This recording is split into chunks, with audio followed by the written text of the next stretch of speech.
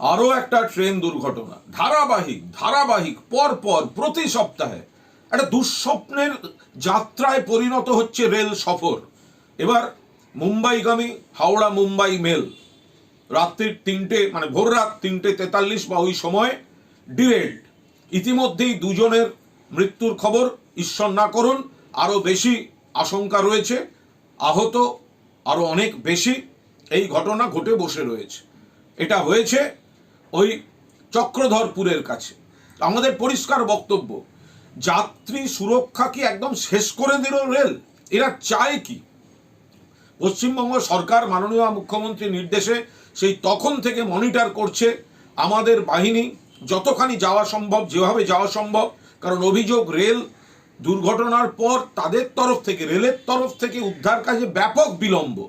যা ব্যবস্থা করতে হচ্ছে, কারণ আমাদের এদিককার অনেক যাত্রী থাকতে পারেন বা আছেন, ফলে রাজ্য সরকার যা ব্যবস্থা করার সমস্ত করতে শুরু করেছে।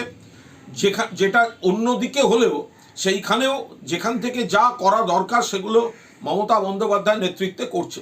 কিন্তু এটা হচ্ছেটা কি?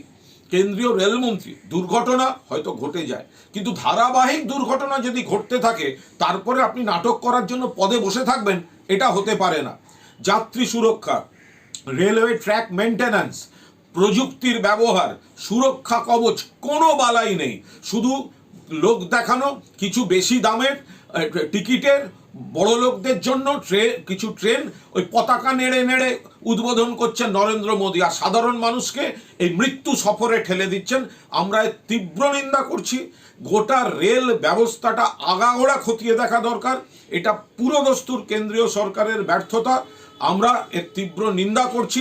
আপাতত উদ্ধারের কাজ বা যা করণীয় কাজ পশ্চিমবঙ্গ সরকার চালিয়ে যাচ্ছে।